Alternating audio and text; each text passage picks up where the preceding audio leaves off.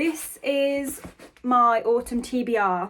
So let's go through them. And by no means am I saying that I'm going to read all these. This is just aspirational. So this is what I'm going to select from when I'm picking my next book, because it's been on the list, either been on the list to read for ages, or they just feel like I should read them in autumn. So let's get into them. First book is a heavy one, A Little Life. Heavy, but I feel like it would just seem right to read it in the run up to Christmas. What? In the run up to winter, rather than in the depths of winter. Just when things start to feel a little bit nostalgic and stuff. I just feel like that seems like the right kind of vibe. I don't know. I'm going to be heartbroken when I read it, and I will do a review when I finish it, whenever that might be, because I've heard it takes a lot to get through. Next is a bit of a spooky book. This is The Family Upstairs by Lisa Jewell. Just purely because it's like Halloween vibes. Not Halloween vibes, but it's like crime, and that's Halloween vibes. You know what I mean? So, who's been looking after the baby and where do they go, is what it says on the back. Be careful who you let in. Vampire vibes. If I hadn't read the full Twilight series, that would be on the autumn TBR, because that is so autumnal. But I've literally read all that and I have no other vampire books to read. I just thought of another book that I wanted to add to the TBR, and it's called Mayflies by Andrew O'Hagan. I hope I'm pronouncing that right. This is a recent charity shop purchase, and I think it just seems... It's actually set in summer, so maybe not. Maybe this won't be read. Maybe this will be one that I skirt past, but I do want to read it soon. It's only a short book. It's, let's see, 270 pages, so I can get through that in 2 days if I put my mind to it. Next, Game of Thrones. Probably more edging towards winter. I got this for £1.50 from the charity shop recently. I've never read it before. I love the series, so I feel like when I'm starting to come out of autumn, that's when I might venture into this world, because as you know, winter's coming.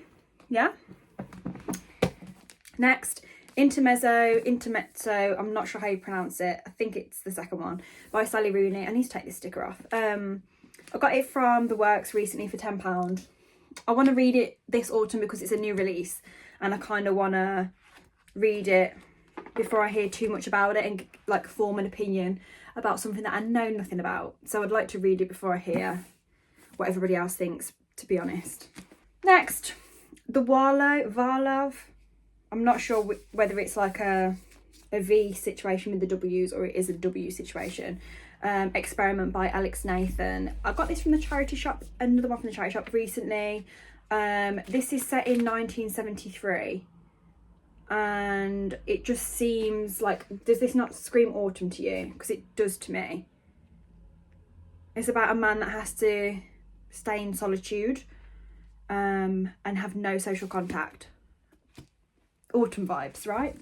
Next is another spooky-ish book, Stephen King, The Long Walk. Just because I've never read any Stephen King before, so it would be my first one. But obviously, just seems a bit thrillery. I don't know if it is, actually. Actually, I think it's a bit dystopian. Still autumn vibes. Then the last book is It's Little Women by Louisa May Alcott. This has been on my TBR for ages. It's been on my shelf for ages. I think I got it for birthday or Christmas one of the years. It's the cloth bound classic version, which is slay. And I've just not read it yet. I've just not picked it up to read. It's quite a long book. It's like over 500 pages, I think.